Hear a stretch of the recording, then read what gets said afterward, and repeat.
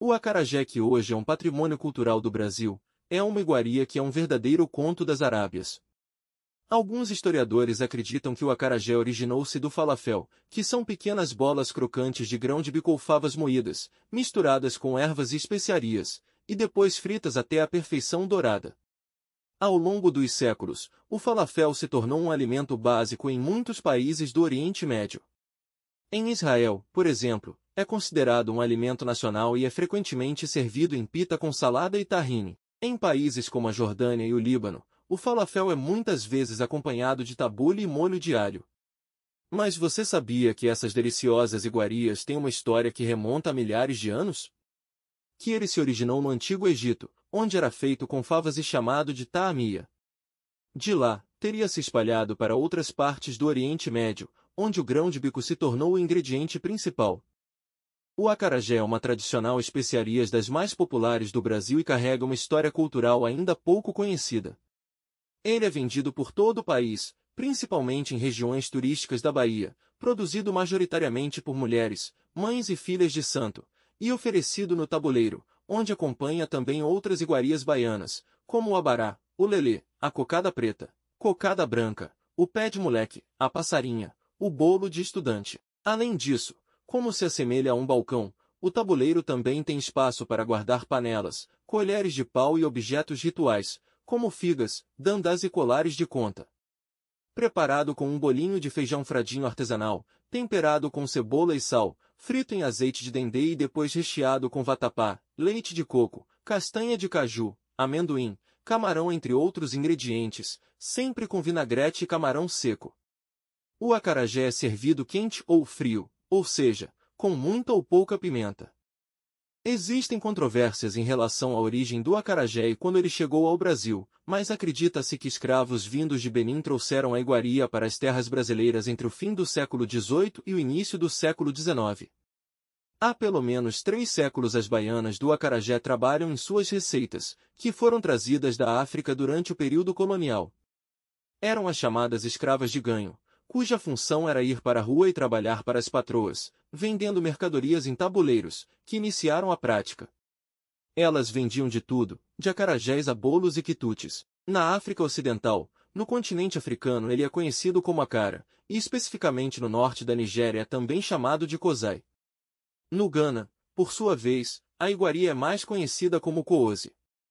Sendo uma comida de rua muito comum, o acarajé é uma iguaria africana, que também faz parte do café da manhã nigeriano.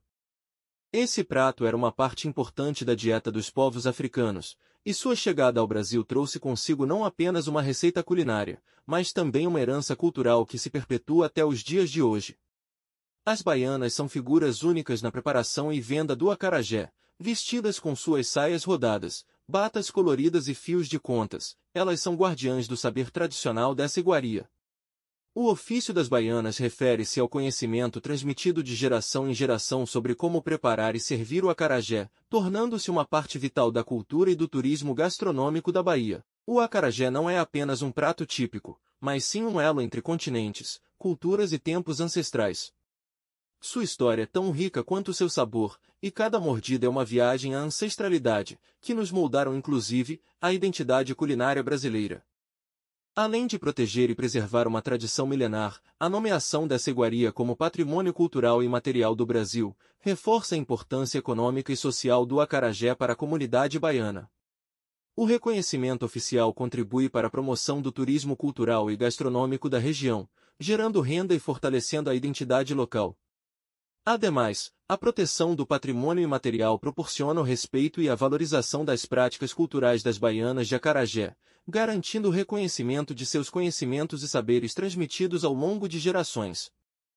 A mulher negra da Bahia do século XIX, escravizadas de ganho, gerava bastante dinheiro para os proprietários, que podiam viver no ócio. Porém, as condições dessas escravas era que elas eram obrigadas a ganhar diariamente uma certa quantia. Apesar disso, esse tipo de relação interessava as escravas, não do ponto de vista econômico, porque viver longe do senhor tornava-as mais livres de seu controle. Além disso, o ganho era uma das principais portas para a conquista da alforria. Havia também a mulheres negras livres e libertas que lutavam para garantir o seu sustento e o de seus filhos. No cenário urbano, a figura dos escravizados de ganho prestavam serviços na cidade. Eles davam a maior parte do dinheiro que ganhavam para seus senhores, mas ficavam com uma parcela, ou um pouco do lucro do excedente das vendas. Eles podiam guardar esses recursos para usar como quisessem, e até comprar sua alforria. No entanto, historiadores dizem que isso não era comum, pois as alforrias custavam caro e dependiam da concordância dos proprietários. O acarajé da Bahia, como patrimônio, é um exemplo de como a culinária pode transcender o simples ato de se alimentar, tornando-se um elemento vivo da cultura, da história e das tradições de um povo. É uma expressão da riqueza e diversidade cultural do Brasil, e sua preservação e valorização são fundamentais para manter viva a identidade baiana. Agradeço por assistir, comente e deixe o seu like. Obrigado.